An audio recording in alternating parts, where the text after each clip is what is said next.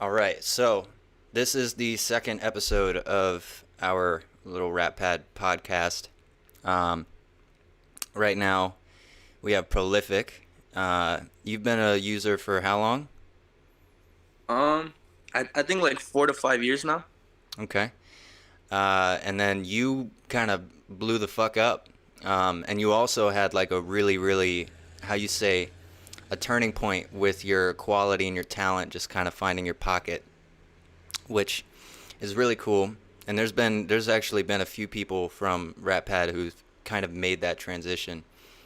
So the goal of the podcast is kind of just to check in with all of those people, get advice, and kind of learn their story, see what brought them where they are.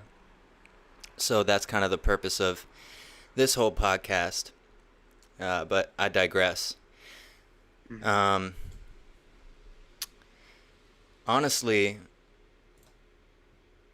kind of just dive into the first question. Like, how would you consider, like, what would you say brought you to where you are as an artist? Honestly, it's a multitude of things, bro. It's like everything that in your life, every experience, every good and bad thing, like in your personal life, that carries over into your music. It shapes you into who you are. And I would say that on top of just grinding, yo, just always working, never getting Mm-hmm. comfortable, never get complacent. Yep. Never sit in one spot and be comfortable with where you're at. Like you could make one type of genre, publicly and put that out, but that doesn't mean behind the scenes you're not grinding, working on, every other type of genre. Like it's just always expanding, bro. Always being versatile, working on, doing something different all the time. And one day you'll just do it, bro. It'll just fucking happen, bro. It don't. There's no fucking handbook or guide to doing it. You just Mm-hmm. follow your heart, bro. Well, I think that's the interesting thing is that every artist at some point is making a transition from a fan of music to a musician, whether or not you're a singer or a rapper or whatever you are. And you have to realize, like, as a fan, you don't see all the work that goes into these songs. Like, even if you get like a like Billie Eilish and Phineas, and they have all these crazy behind the scenes, and they're explaining all like how they made the songs and how much time they put into it and how many takes they did. None of that actually includes all the songs that they made that they didn't publish and all of the genre bending stuff that they were doing that probably sounded like crap that they threw away, and it just that kind of stuff happens over and over and over again, and it makes or breaks you as an artist whether or not you spend your time doing that, because that part of who you are always ports directly into the songs that you end up publishing, even if you don't publish all that other work that you've been doing kind of just off cuff because you have to experiment and grow. Yeah, nah, like that's it. Honestly, bro, it's every failure is what shapes the win, bro. In the end, Mm. like every night you sit there trying to rip your hair out of your fucking head, just going, yo, what the fuck am I doing? Like, what am I gonna do? Like, this is shit. This is garbage. The next day, Mm. bro, you make something crazy, incredible. Mm. Like it's every single loss, bro. It's every person that told you can't do it, you'll never do it. That's what makes you do it. But like even before that, yo, on some no corny shit, the first my first introduction to rap was Eminem, bro. Like, take that how you want it. I'm not out here saying he's like the greatest of all time, but I'm not saying he's not in that bracket. But he was my first introduction into what rap was. So for a very very long time, and even still now, like his older music really drives me as a lyricist and as an artist. But now, dude, like you asking me 2020, I'm gonna tell you like right now, Most Def, bro, MF Doom, Mm. people in that bracket, bro, like Big Pun right now, Big L. Just like I've been going back to the roots heavy right now. I definitely with a few of your songs I hear some like kind of new habit or new Jabiz kind of influence, although that could be more bleeding through the lo-fi genre and the whole Mm-hmm. execution of it rather than just being like a direct influence as somebody that you listen to all the time. I feel like no matter what genre you go to, there are both the influences of that genre and then the influences of what you bring to the genre. It's kind of interesting. It's almost like Like every pocket of music is sort of its own corporation. It's got its own identity. It's got its own history. It's got its own founders and people, and it's really, really, it's a very complicated thing to talk about when we're Mm, trying to like dial in on what makes this sound what it is, because mm. there are people who will compare me to X, Y, or Z artist, and I'm like, I've literally never heard of this person. So I don't No cap. exactly. So it's like, maybe it's a cross influence of like their influences and my influences. You never know, but that kind of stuff just happens, especially in the market right now for us as artists. There are like, I don't know, 20,000 like decent artists for every subgenre, like all over the world in different languages. There's a lot of competition, and there's a lot of how you say, there's a lot of style to sort of pick from and also to add to. And you have to be able to do Yeah. that. You have to be able to do that, or you're going to be a one-hit wonder. That's just the No cap. truth, right? Because a lot of people, they want to get that hit, so they spend like 4 years figuring out how to make that one song. And then, Yeah. you know, I remember a while ago I Bro. saw like a commercial for some huge song, and he was like, "Yeah, we spent like 5 years getting this song right." And I was like, "Yeah, that makes sense. Like you're saying, you gotta work hard and have faith in your music." But then again, it's like going at that one thing for 5 years. It might take you another 5 years to do that again. But Nah, that's dude, honestly, that's completely right, bro. Like the best way I put it, especially when it comes to sounds, is like, and it's a really touchy subject, like you said, bro, because in one aspect you're always influenced by something and you're always a part of something. You're always a building block, in this huge structure of whatever you're in. mm-hmm, And you always have to pay homage to the people before you. mm, But inspiration aside, bro, there you really can pioneer and like create your own sound. And then it's like that's what artists do, like mm-hmm. that's who you are as a person off rip. But like you said, a lot of people these days are chasing this other sound, like this other thing that's not them. And it's like it's so much easier and more natural to just do something that is you, because what's something from your heart and your mind that's never heard before. It Right. could have those inspirations, but like I don't know, bro. I'd rather be a pioneer than a part of type beat. Like I'd rather be inspired and help inspire other people than just like be inspired to the point where I'm chasing being that person. There's a space where you're looking at Ableton Live like totally blank, or FL Studio totally blank, and you're telling yourself, I can't have any influences. I have to be only myself, and I have to learn everything from scratch. And then there's another or another side to it where it's like, I have to completely follow everything that came before me so that I can actually succeed. And Mm-hmm. it's interesting because pretty much all the artists that we love, like really love as people, they're in the middle of that, and they always are. Like they're never too much on one side. They're always kind of looking at what's happening, and they're also taking a step back.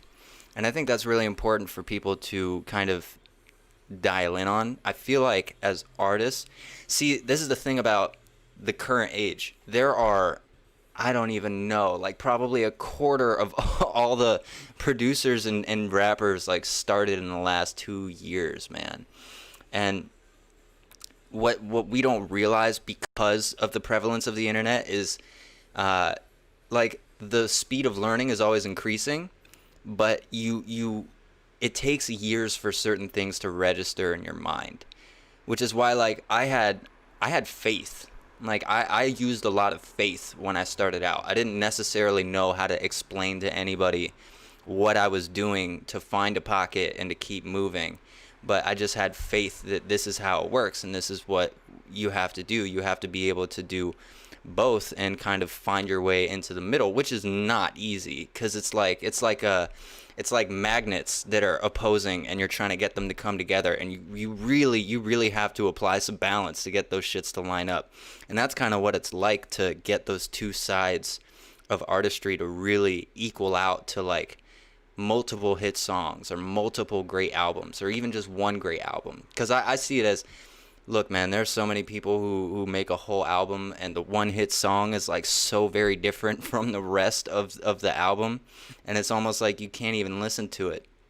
And granted, that's their music and they should be proud of it and so on and so forth. But at the same time, it's like, what really happened there? You know, there are a lot of people who are like, I can make it off of this one hit record and then do whatever I want everywhere else. But it never works like that. Especially you can see people like Childish Gambino are a real example of finding a pocket and stepping out of it and just doing whatever the fuck you want. And he literally like he is so just tapped in with influence from like every angle and every direction, and he's such a fucking weirdo. I love that guy.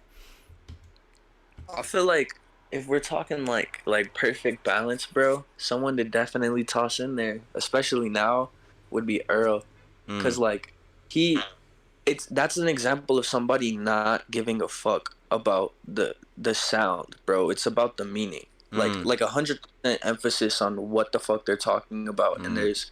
there's like actual meaning in that craft. Like you could see the actual work, and like it's a balance. Like you get that rhythm and that flow of hip hop, but you also just like that man hits you with some real life shit, and it Mm. really just balances out.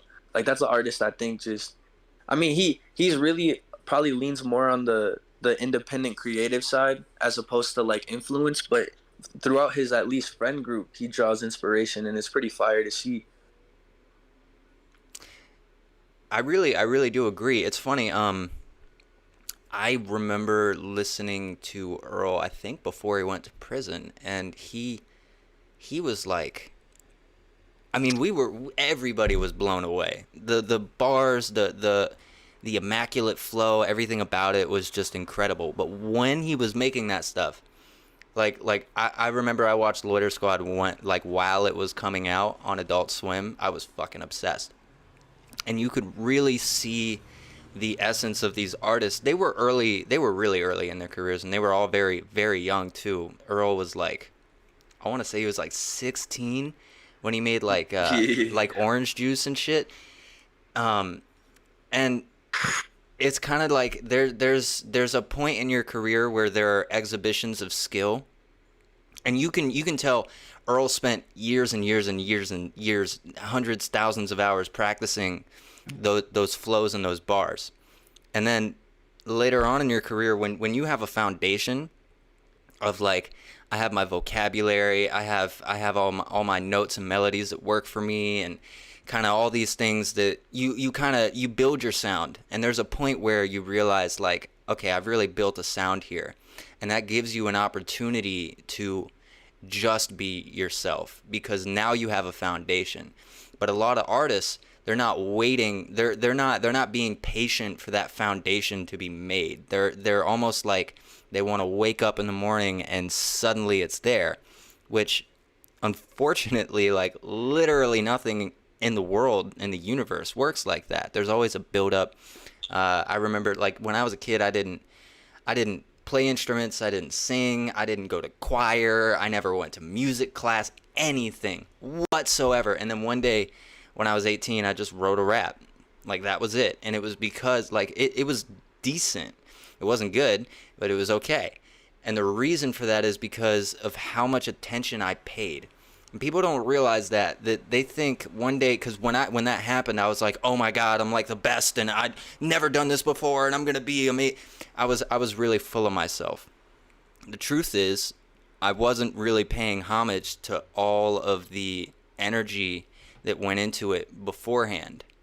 Like all of that observation and just kind of like being a hip hop fan and really being obsessed with it for a long time, that is your first foundation. And then after that, there's an equal amount of like observation and attention on yourself as an artist and as a creator, and eventually you build another foundation off of that. And that lands you at that point where it's like everybody knows when they hear prolific, they know that's prolific. They don't even need to see your name because they know your voice, they know your flow, they know your cadence, they know all that stuff because it's you, because nobody else really sounds like that. Even if even if you might be close to a few other people in a few ways, it doesn't matter because you've dialed in your sound and you have a foundation to stand on. And when that happens and you have a fan base and, like Earl Sweatshirt, for example, if he was making the music that he's making today 10 years ago, it probably like it would have pulled hundreds of thousands maybe, but not millions, not like today, because he has that foundation of the impact that he made as an artist, and that really put him on the map. And I think like there's it's funny because contrary to what I'm thinking, most people are just focused on putting themselves on the map, and they're not so worried about what my ultimate message is to the people, and what I can sit down and say like a cappella. But all of that is super important. And again, it's about balance. Like we're actually talking about dichotomies just in general. Like everything has to come to a middle and come to a head. Yeah, bro. Dude, I just feel like that balance, bro, is really the way to go. It's having that energy of not.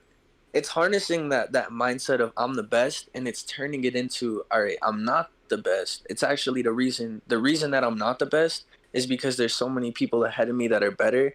Mm, And the only way to drive yourself to push past that is to recognize, yo, there's so many people I gotta surpass, like talent wise. mm, And that shit just really motivates you, bro, because it opens your eyes to what you have to do to get better, that level you mm, have to reach. But mm, I agree, bro. I really think that balance is key. Like that's what's gonna get you there. mm. I feel that. So far for you, what's your like in all your time as a rapper, whether it's on stage or reading comments or like having a conversation with a fan or just publishing a song or recording one, what's your highlight?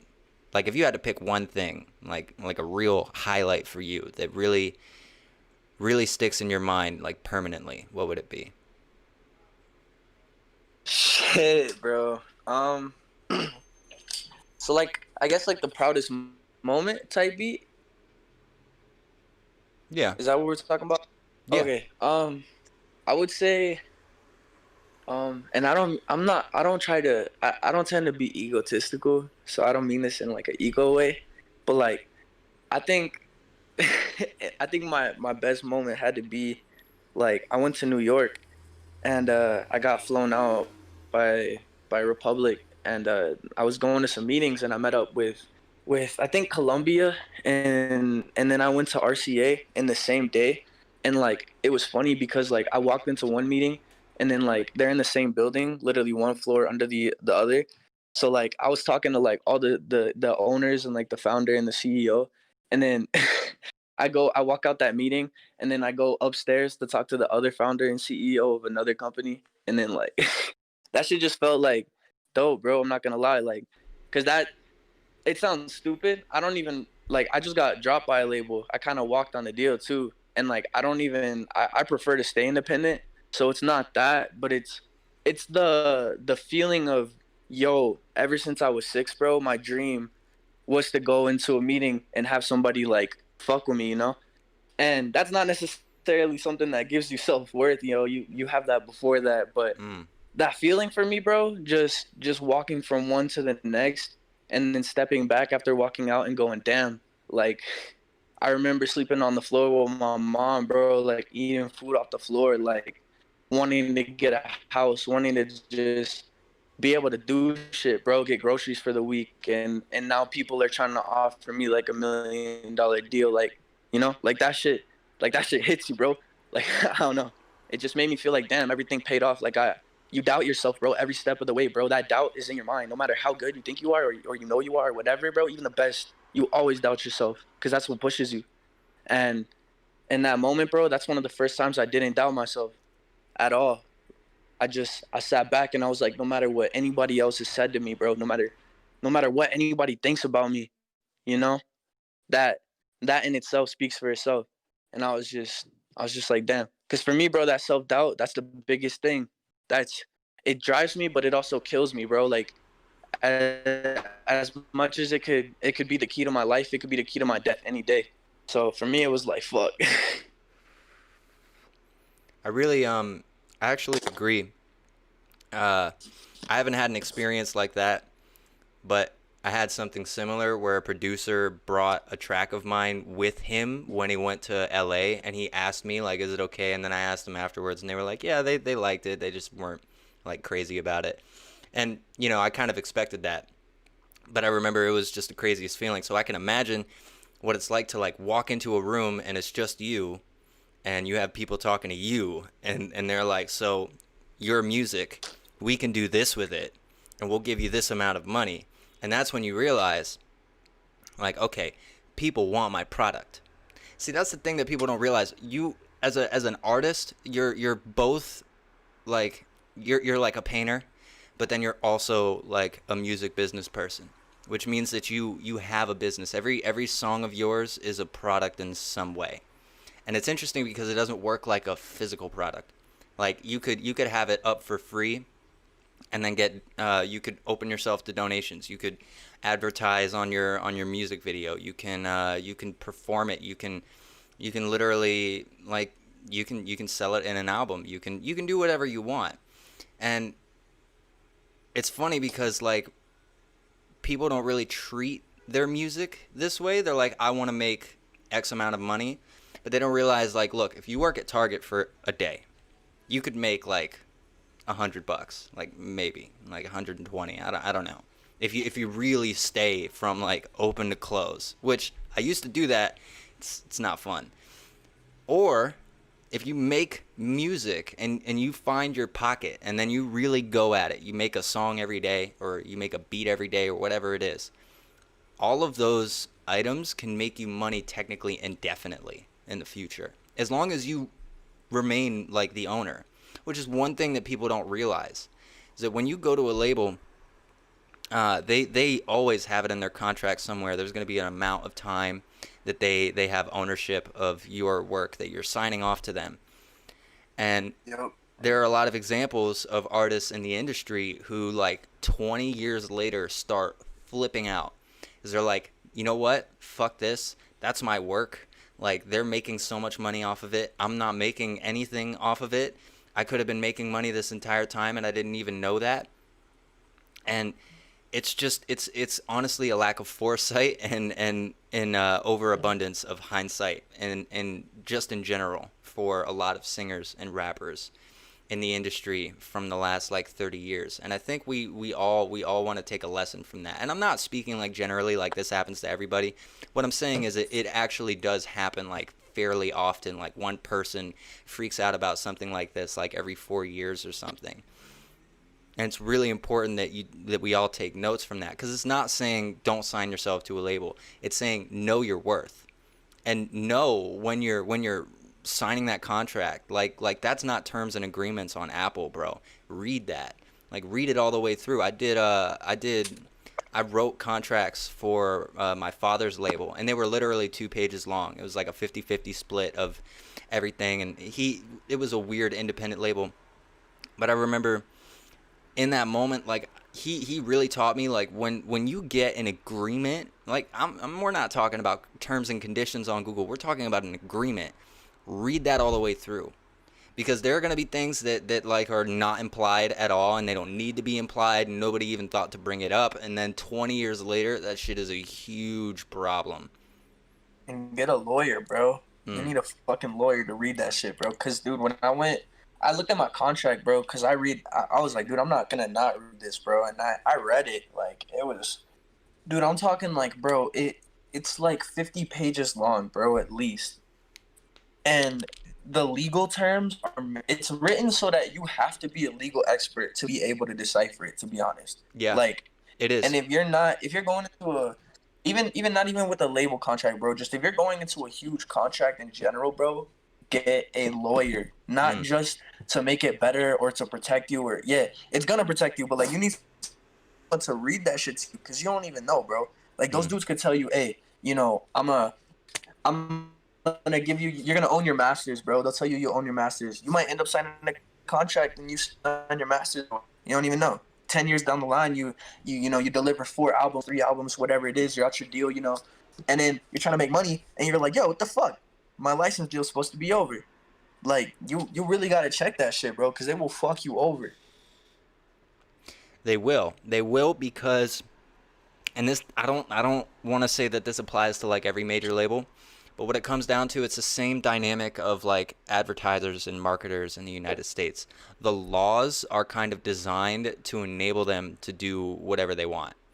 And so it's up to the customer and the, how you say, the artist and whoever's on the other side of this, to decipher and determine like what action to take and how they're gonna react. Like, it's interesting. You want you The thing about legal language is it's actually not that hard to understand. It's written in a certain way. I could get into like the roots of Freemasonry and the court and all kinds of stuff that kind of builds up throughout history to sort of equal what we call law today, and it's very weird and very, very complicated. It's like there's all kinds of stuff that goes into it, and a lot of it is actually about manipulation. It's about being able to get over on somebody in court, and mainly it's about the professionals being able to get over on the people in court. And that really does come down to a mixture of jargon and the way that they lead conversations, the way that they get you into certain corners and sort of make you feel a certain way, like, hey man, if you don't sign this, I don't really know what your career is going to look like in 10 years. I personally would recommend that you take this deal, and they'll do stuff like that because they can. Not necessarily because it's true. And I'm not saying that not like everybody is going to say that and not mean it. Like, there are people out there who are really like, they're really giving you a contract that only lasts 4 years. They're really planning on backing off. They really just want this one album, and they want you to succeed and all that. There are people out there in the industry. But a lot of people are like, they're trying to rope you in. Especially once they see you have value, they want to rope you in. And I think especially with the advent of the internet, the fact that people have these conversations these days, it's not going to last forever. I really don't think so. Because at some point, like for example, you can go look up the law dictionary right now. You can go find out what all those terms mean. Like when I had to write the contract, I really don't know law language. Like it's not something I'm proficient in. But to write those 2 pages, I had to learn a few words. And when you start to see how these contracts are built, they're very, very simple. It's just the way that they do it. Like, really, that's it. It makes it seem so complicated. But they could actually find a way to boil down like that 20 pages into like 4 or 5, I'm sure. But it doesn't matter. Especially like if you look at the way that industries are set up, you can imagine. It's weird. Like, I heard a producer the other day saying, I went to this other country and I offered a certain fee, and they wanted a certain amount of work from me, and I was offering them a deal, and they were like, I want your flat rate. I want your best work. And it's interesting because like the work wouldn't have been different if he did it another way. It would have been the same like proficiency and expertise and talent. But the way that the industry is set up, it's almost like these kind of overextensions of the other factors are deemed necessary. Like, the contract has to be 40 pages. The producer has to cost like tens of thousands of dollars. The mixing engineer has to have like a fee of $1,000 or more, or it's just not right. It's just not going to be good. It's not standard. But the thing about our standard is that when the people start to be really truly included in all this because of the advent of the internet, it starts to like it's like the civil rights movement and the social media movements, and the way that people kind of rally to get things changed. And the same thing, at some point there's going to be like a spillover where things in the music industry start to move around. And I think we've all been waiting for that. I think we've talked about it a lot in the last 10 years between like all the producers, whether or not you're huge, and all the rappers and, well, not really rappers and artists, but definitely producers and engineers. But it could take however long, but I think it really will happen. And this is a good example of that. It's like, look, man, you can't take the world's word for it that it's right and you're wrong, when really who you're listening to is another person. Like, spiritually, as far as I'm concerned, we're all equals. And what it comes down to is, like, when you go into a room and somebody tells you, I could give you this million, or you could walk away and make like 50K. Don't take their word for that shit. Because in truth, what they probably mean is, you can make this million and I'll make two, or, which is, they don't want you to do this, you could walk away and make all three of that to yourself. No cap. No cap. Look, this is what it is, bro. You just make those checks every like month, bro. So you're not gonna make that million in 2 months, but Yep. you'll make that million in a year. Mm-hmm. And they're gonna own your shit for like 10 to 15. Mm-hmm. So like they're making more than that 3 mil if you're making money, you know? Like it's just like fuck that shit. Fuck that shit. Don't do it, bro. Don't take that deal.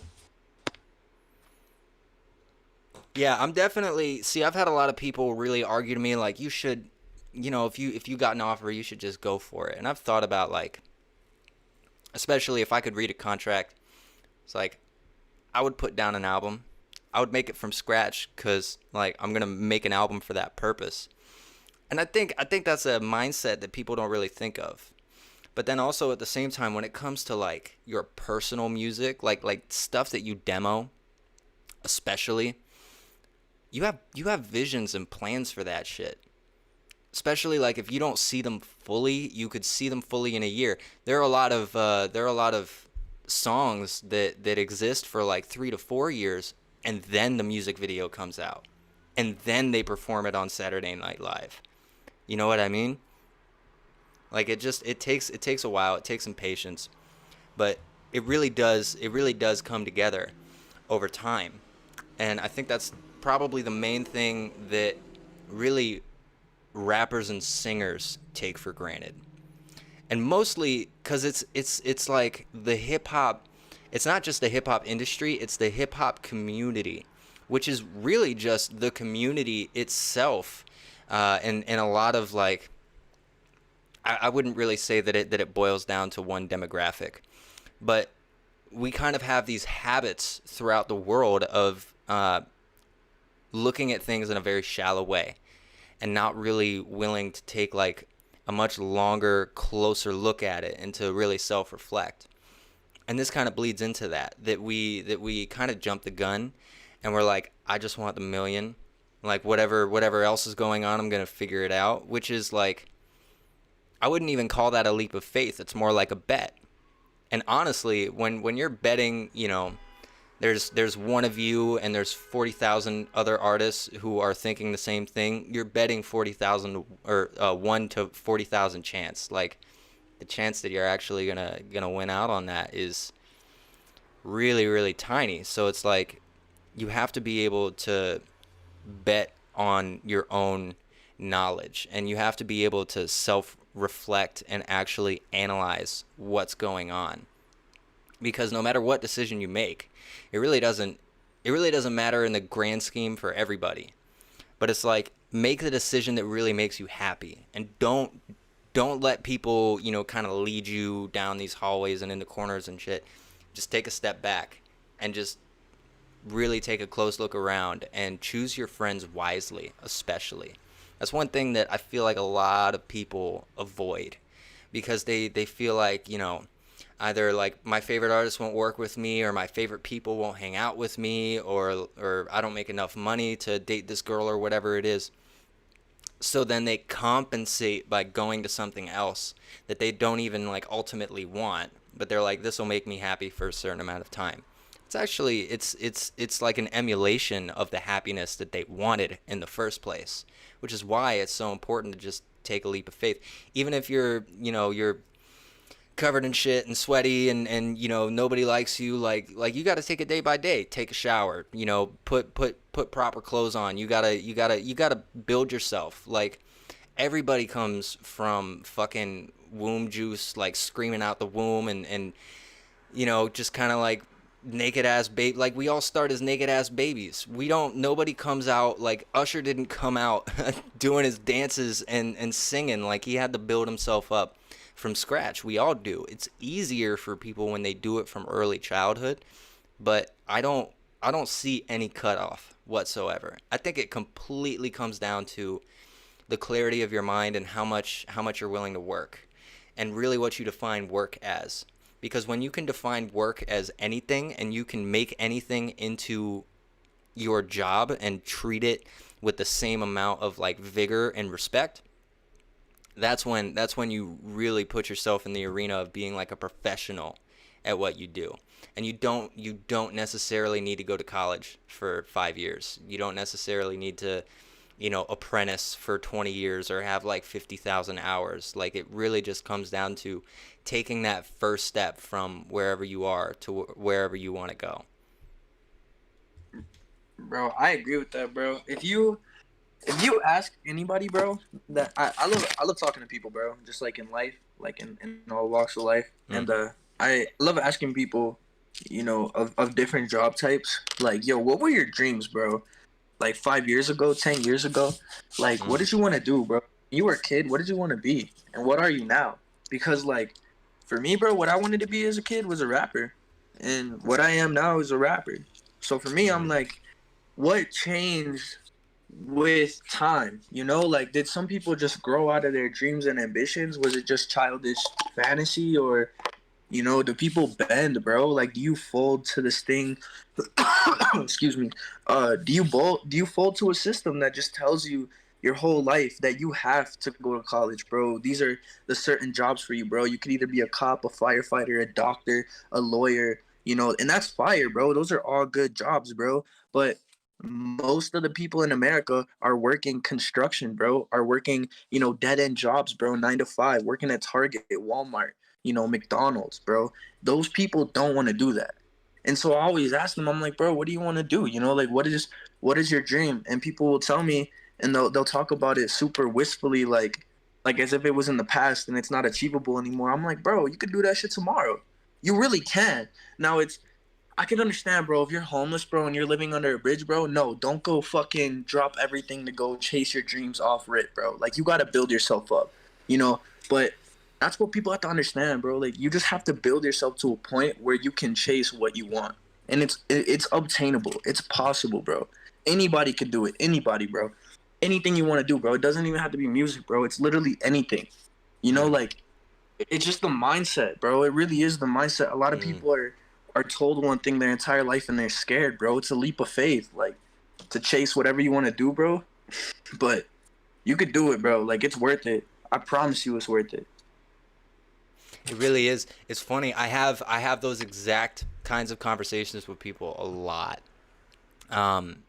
Couple years ago, it was more like I would I would like almost interview everybody. I was a cashier, and I was a really friendly guy, and I was really like I still have the, like, my voice is more tuned in now, but back then I would have, like, every other customer would be like, you have a radio voice, like you need to be on the radio, you need to do this.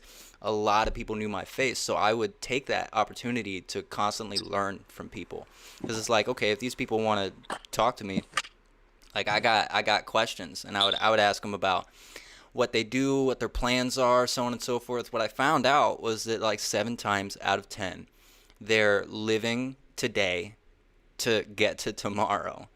And it's really interesting because, like, as an artist, like, I wasn't always like this. Like, I started at 18.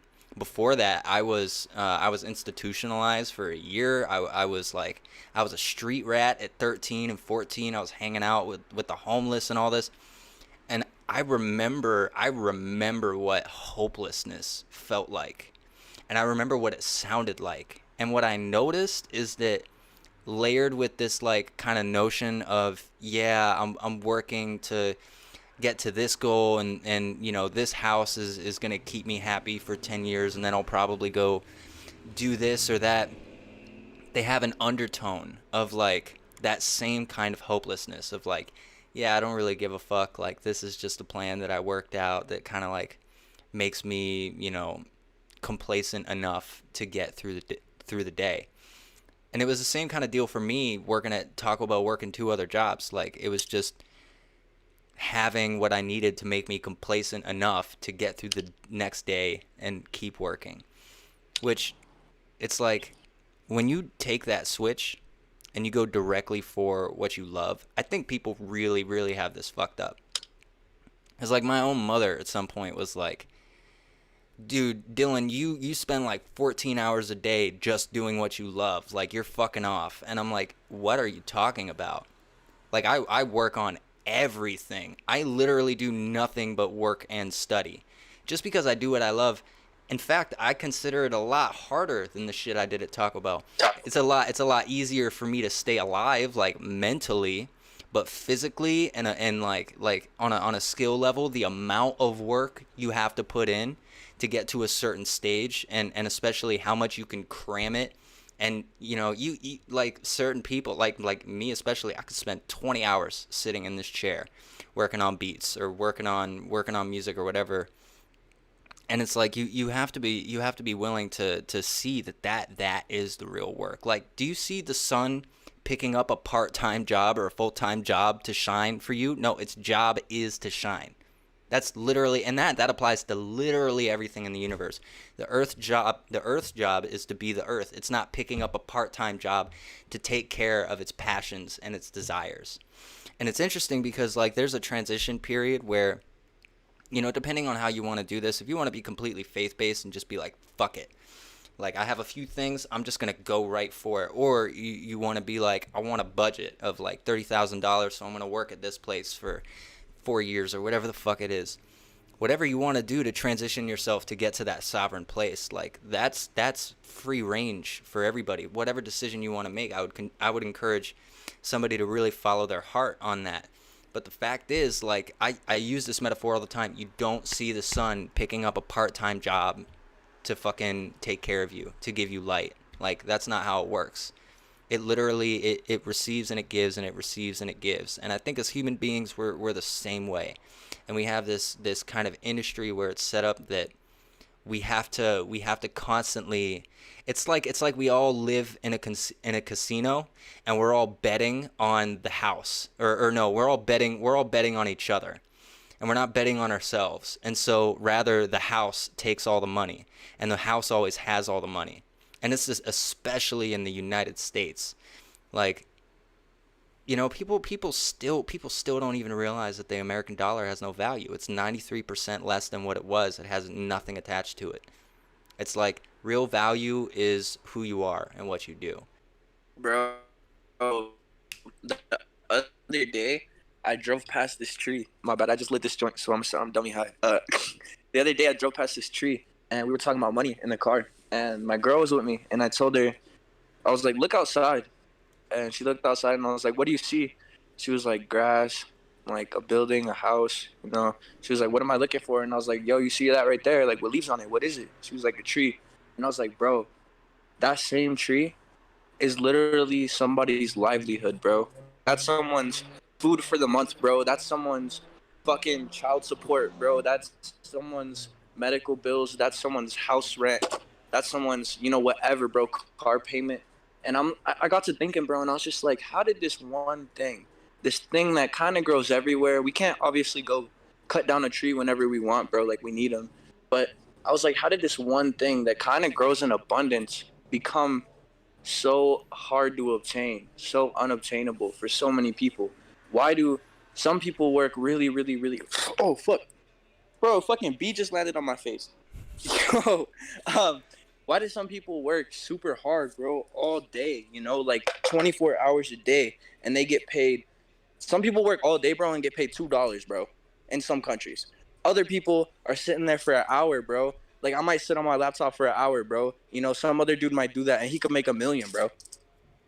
working for an hour a day. Like for me, it's like, how did this one thing determine how you live, bro? Because it's not work ethic that determines it, especially in this country. Because there are people that work super hard, but where's their bread, bro? I know homies that are so much more talented than me, bro, like crazy insane. And they're struggling, bro. And I sit there and I'm like, how? Because these people are crazy. Like they're so good that they could be like top greatest artists of all time type shit.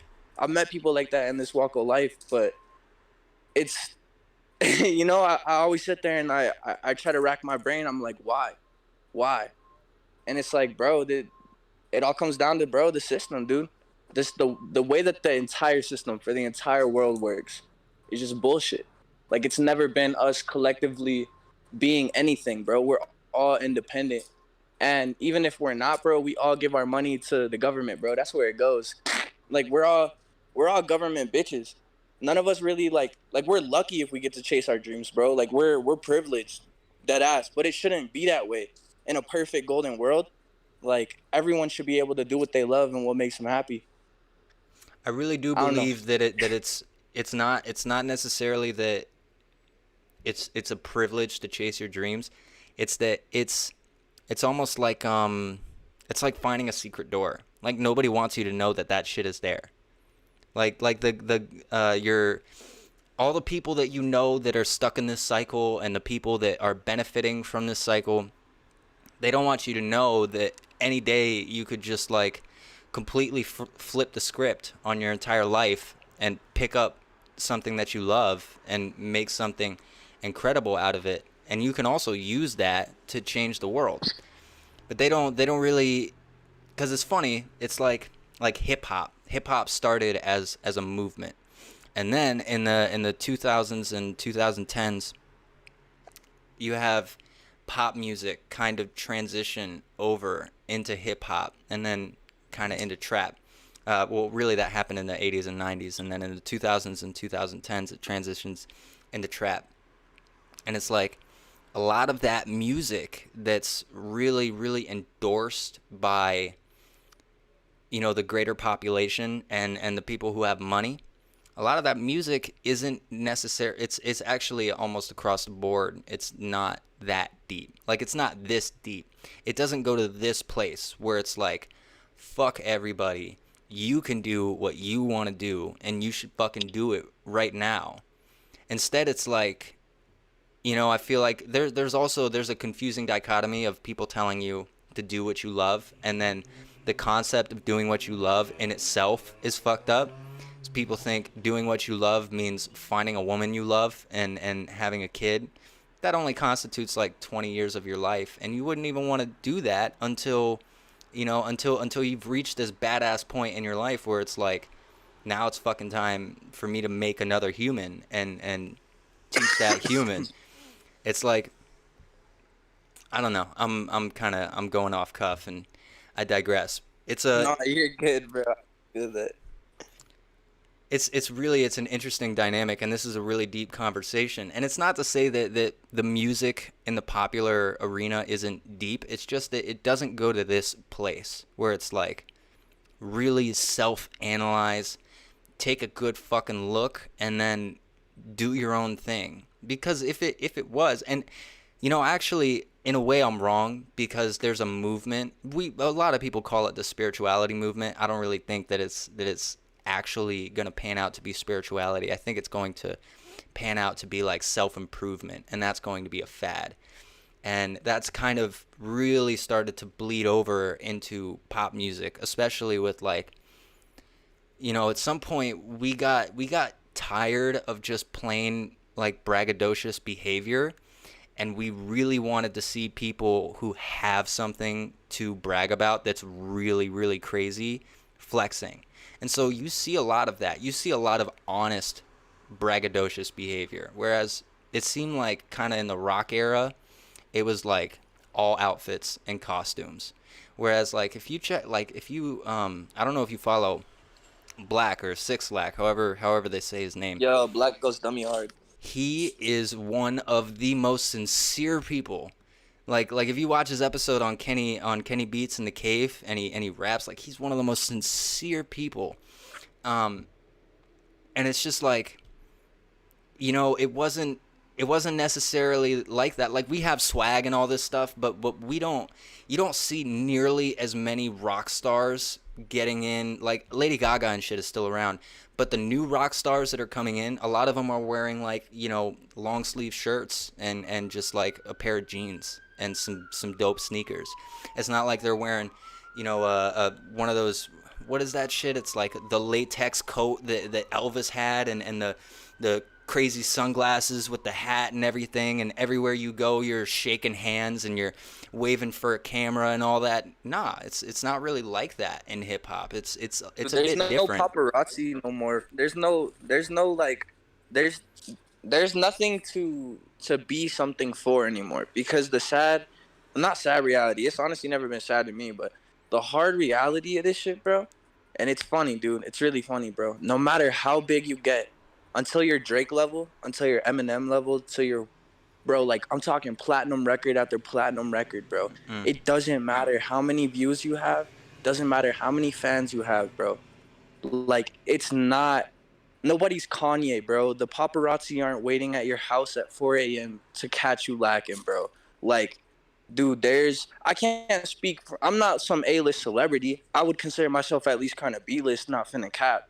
But I'm gonna tell you right now, bro. I've been around mad A-list people, mad people that have mad clout, and it's not like that, bro. Like you really, these people go home, bro, and they just live life. It doesn't matter if, yeah, they got a big ass mansion, bro. They're still doing what they did before. Like, I mean, unless they changed and they like got fucked up on some ego shit, but a lot of people are just people, bro. There's nothing to be a character for anymore, bro, because there's no one following you around with cameras, and there's nobody, doing crazy big tours anymore. And even if they are, bro, none of these artists that are like, even people my size, bro, with like almost 2 mil a month on Spotify, like we're not doing crazy huge insanely packed shows like with thousands and thousands of people, like, and mind you, now because of COVID, but even before that, like it's just different, bro. Everything is online, bro. The internet, it made it better, like, but it connected everybody, and that's a place where people stay grounded, I think.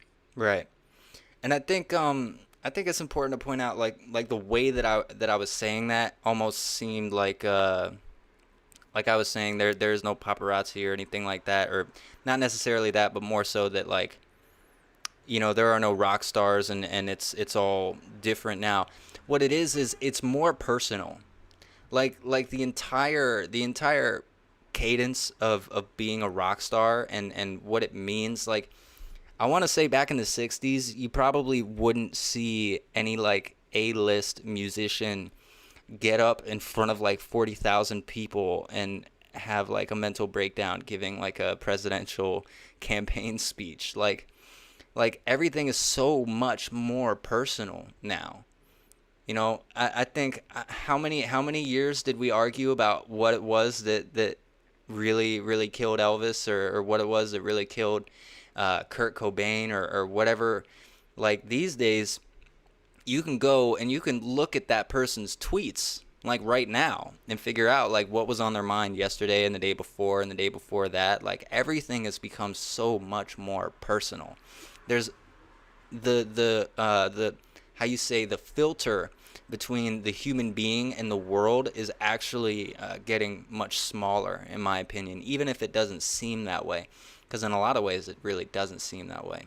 Yeah, bro. It's honestly, dude, I think the biggest fucking contrast I can make is in the 90s, bro, people were fucking railing blow off of like stripper titties and fucking mad bitches and like flexing about it. They're not rappers, but they were, dude, rock music was about, like, at least that alternative, like, fuck the government shit, bro. It was about fucking bitches and doing drugs, bro. And now, dude, you got people like I'd consider somebody kind of influenced by that scene, like Garden, bro, or people in that genre, bro, just like making that alternative sound, like nothing nowhere, bro. Like these people aren't making like I'm gonna fuck your sister music. They're making like, yo, I want to like die right now music, and I this is how I feel, and this is what's been going on in my life, and We like spend a lot it's more really time. different. We spend a lot more time talking about how we really feel. I think that's it. Yeah, I think that's it because like look at the first half of the 20th century. One of the biggest songs was Mr. Sandman. How much are they really talking about how they feel as opposed to talking about a popular concept like I need a man and he needs to be hot? Like everybody fucking knows that. But there are certain things about being human, those feelings are really they're about you, whereas like a lot of music back then was really like designed or kind of curated to be like not personal at all, like it's meant to apply to everybody and it has to be kind of like some abstract concept, where these days it's extremely personal. It's interesting. I feel like personally I'd want to go back and kind of, because I've had that thought before, but I don't think I've ever gone that deep into it. And it'd be interesting to go back in time and listen to people like Johnny Cash and listen to Mr. Sandman and all these other songs and kind of absorb them again. I feel like Johnny Cash was probably one of the rare examples of what a pop star today is like. Like, I don't know how to explain it, but it's almost like I feel like, you know, Ring of Fire is always going to be a reference somehow, some way. And I can't say like I'm thinking of any Elvis songs that I hear people reference like even once a month. Like it's interesting. And Johnny Cash had such a personal story about him. Like they made movies about very few artists from that era. Nowadays, there's a documentary coming out about an artist like every goddamn week. Like we had the Ray Charles movie and we had the Johnny Cash movie, and they were both superb. And there were many others, but they weren't nearly as frequent with their quality. But nowadays, like you got a documentary coming out about Phineas, and then another one coming out about Billie Eilish, and then another one coming out about Travis Scott, and another one coming out about The Weeknd, and another one coming out about Drake, and another one coming out about an underground artist and XYZ. And you got how many like sub labels and sort of YouTube channels that are very professional and very good at curating music, and they've only got like 80,000 followers, and they're making incredible content too. It's it's really an incredible time to live, because I look at it like 2,000 years ago, man, if you didn't live in the city near the palace and you didn't have like connections like that, you were fucked. Completely fucked. You didn't even know that you were completely fucked because you had no way to know. Like people used to have to travel the entire world to get to the Library of Alexandria to study, and then they fucking burned it down. And in reality, for like 99% of people, like you were born in a slum or on a farm or in the forest, like living in an estate that's super far out or whatever. And knowledge is more than a commodity. It's like a secret. Like you have to really go around and find, people who know something. And it's funny because like I think self-improvement, along with the advent of the internet, really put us where we are today. Because it's like having books, putting information into movies, really applying skill to things and being able to share them. The brain is constantly picking shit apart and taking knowledge from that, and then thinking like, okay, how can I apply this in my life? And not everybody is really on that crazy degree of like, I need to super analyze everything and find like the thing that makes this work, and kind of understand everything like a gearbox. But the brain is doing that regardless of whether or not you're doing it consciously. And with the advent of the internet, that is it's like, 10,000 people together in like, 500 BC, that are like non-royalty. 10,000 of those people together probably would constitute the knowledge and information and the speed of thought of one person in this environment, which is really, it's crazy to me. And of course, that's a super big claim. I'm speculating, but at the same time, it's like you got to think about it metaphorically. If you were born back then, you didn't have any books. Your mother and father didn't have any other skills other than to like get food to feed you and sell it to the village or whatever. And there's no I girls. remember those days, bro. I remember trapping in the village, bro. I was selling that wheat and barley. And dude, it's wild because if you put yourself in that position and you think like, man, if I'm born here and this is my reality, like, how in the world would you ever become good at anything without a miracle? Like, how in the world would you ever find that inspiration? Whereas today, it's like that shit is everywhere. You open up your phone, you're getting advertising, but then you're also getting as much of people like on social media talking about following your dreams and making music or learning this new skill. And like, it's interesting. We have a whole market for like Skillshare and talent sharing and sort of teaching, but you don't need to spend a dime. Like you can just Google. If you know how to discern between things that are bullshit and things that are really sincere, all you have to do is just be able to search. That's the beautiful thing. It's like the internet is a huge library of literally everything, and you can access it from almost anywhere. Yeah, bro. That dude, I'm telling you, bro, the internet has changed just life, bro, as we know Mm. it. Like there, bro, you could be, bro, I don't even know, bro. Like you could be in fucking Alaska, dog. We'll use Alaska as a reference, bro. Like it's fucking, bro, there's nothing out there, bro. Like it's so hard to even get internet, bro. Like they fly in supplies there. Like your food, bro. Like it's like that. So like you could come from somewhere like that, bro. Like I have a friend, bro, Kenji, and he never thought he was gonna be able to make music in a place like that, bro. And he just, bro, the internet, like that shit really, it makes things happen, bro. I know like not everybody has access to it, bro, and that's a huge struggle too. Like it should be, at least in America, bro, a place where we can afford to do it. It should be something public, I think. At least not on a crazy level, but I feel like it should be something universally, like accessible, bro, because it's a Mm. learning resource, bro. Like at this point, it's vital because in 10 years, bro, look at how computerized everything's gonna be, bro. How much technology is gonna be implemented into society. Like for me, it's just, bro, that shit, dude. I would be fucking stupid as fuck, bro. I dropped out of high school, man, and the only reason I did that is because I grew up on the internet. Like I was sitting in class every day learning shit, and I was like, dude, I learned this 5 years ago. Like, what the fuck are you doing? I was the And it was just exact like, same way, dude. Fuck me.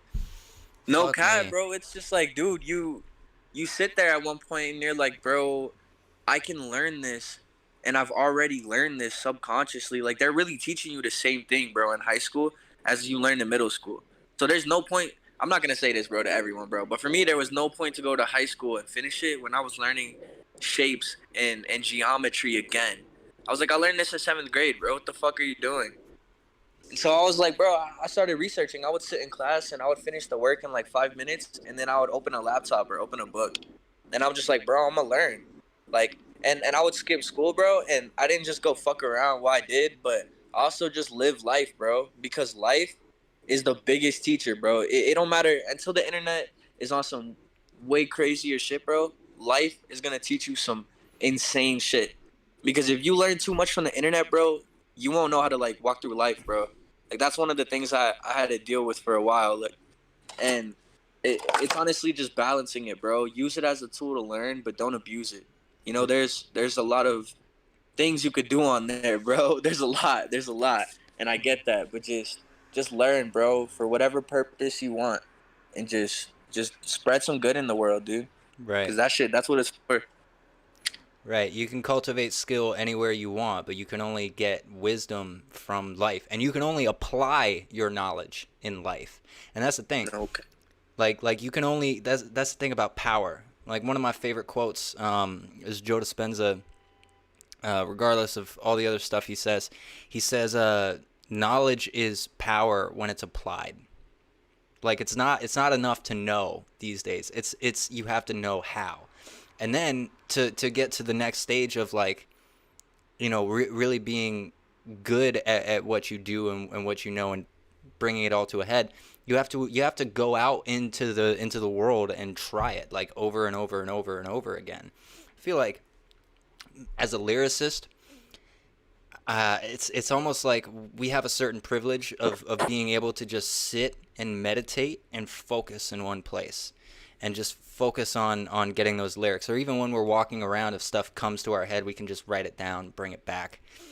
But for like a producer, man, it's all about getting out to the record, or it used to be all about getting out to the record store. You can do that on the internet now, but it's all about getting equipment. Especially when you get past a certain point, it's about having like an 808 and being able to use it and being able to like drum on the drum pad and play like an instrument, or play the guitar, play actual live drums. Like there's a ton of applicable real life stuff that you need to be doing in order to sort of set the stage for you to be a badass at it.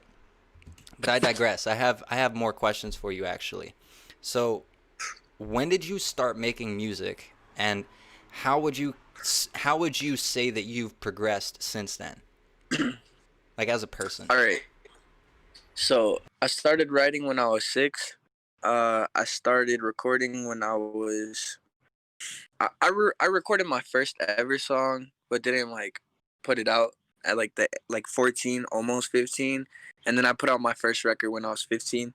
And the progression, bro, even in the last 2 years, bro, because it's one thing to be a lyricist, bro. I devoted years, bro, like my entire life to writing, and it got to the point where I actually had to dumb down, like not in a way.